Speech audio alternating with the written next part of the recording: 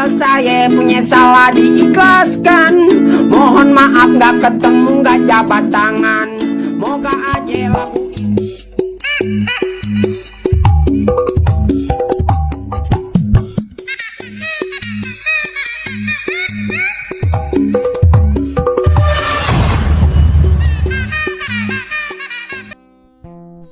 Yuk kita bahas satu persatu biar lebaran kalian itu tetap meriah tanpa ada drama TGD.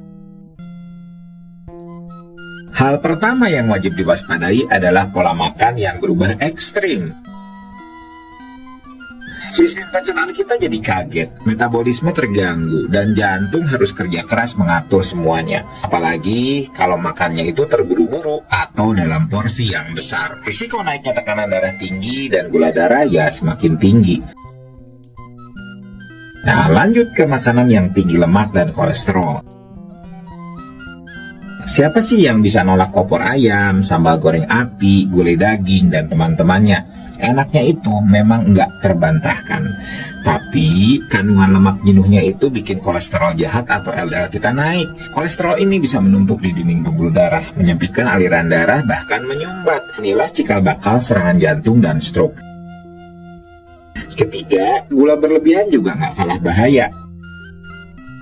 Kue nastar, lapis legit, es sirup, kolak, dan kue-kue lainnya itu berjejer cantik menggoda iman. Tapi kalau semua dicoba dan tiap rumah disamperin ada sesi icip-icip manis, bisa-bisa gula darah naik drastis. Gula darah tinggi itu merusak pembuluh darah kecil, termasuk di jantung dan otak. Apalagi buat yang sudah punya diabetes. Keempat, kurang tidur. Ini klasik, tapi sering disepelekan. Mulai dari malam takbiran hingga subuh, lanjut sholat id, lanjut keliling rumah saudara, dan ngobrol dengan semangat. Kurang tidur ini meningkatkan risiko gangguan irama jantung, tekanan darah tinggi, dan membuat tubuh gampang lelah. Kelima, hati-hati dengan stres emosional. Lebaran seharusnya jadi waktu untuk bersyukur dan berbahagia, tapi kadang justru jadi ajang pamer. Ada yang ingin terlihat sukses setelah merantau di kota, akhirnya memaksakan beli baju mahal, bagi-bagi uang lebih dari kemampuan, bahkan ngutang demi tampil wah.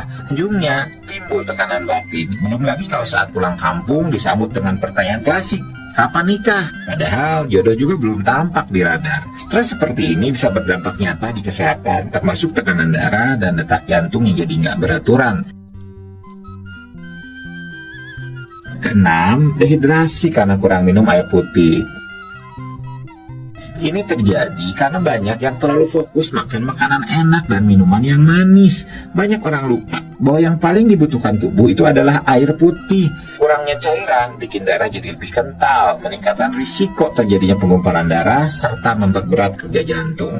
Pastikan kamu cukup minum air putih ya, bukan cuma sirup warna-warni.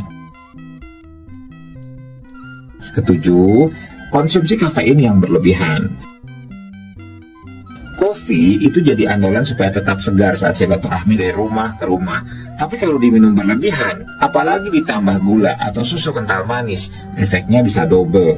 Kafein bisa mempercepat detak jantung, meningkatkan tekanan darah, dan bikin tubuh semakin dehidrasi. Kalau kamu punya riwayat hipertensi dan aritmia, hati-hati ya. Kopi itu boleh, tapi secukupnya saja. Sebaiknya diminum setelah kamu cukup istirahat. Kedelapan, obat-obatan rutin yang terlewat. Karena sibuk keliling, banyak pasien penyakit kronis yang lupa atau bahkan sengaja tidak minum obat. Padahal, putus obat secara tiba-tiba itu bisa memicu lonjakan tekanan darah, gangguan irama jantung, atau kekambuhan penyakit lainnya. Jadi, bawalah obat rutinmu itu kemanapun kamu pergi dan minumlah sesuai jadwal. Dan kesembilan, yang paling sering tapi tidak disadari, itu kurang gerak alias mager. Setelah makan besar, karena kenyang, capek karena telah begadang semalaman, dan ngantuk, tubuh pun cenderung ingin langsung rebahan. Nah, ini combo yang bahaya. Makanan tinggi garam dan gula tadi belum sempat dicerna dengan baik. Metabolisme belum bekerja maksimal, tensinya bisa naik, gula darah bisa melonjak, tapi tubuhnya malah dibawa tidur. Nah, ini bisa memperparah risiko hipertensi, gula darah yang tidak stabil, bahkan memperlambat sirkulasi darah. Kalau saya punya salah diikhlaskan, mohon maaf gak ketemu gak jabat tangan. Moga aja lagu ini mewakilkan dari saya, keluarga juga rombongan. Pokoknya gue minta maaf ya sama semuanya. Gue memang gitu, banyak salahnya. Waktu sekolah aja dulu gue salah mulu kalau ulangan. Orang gue kagak isi.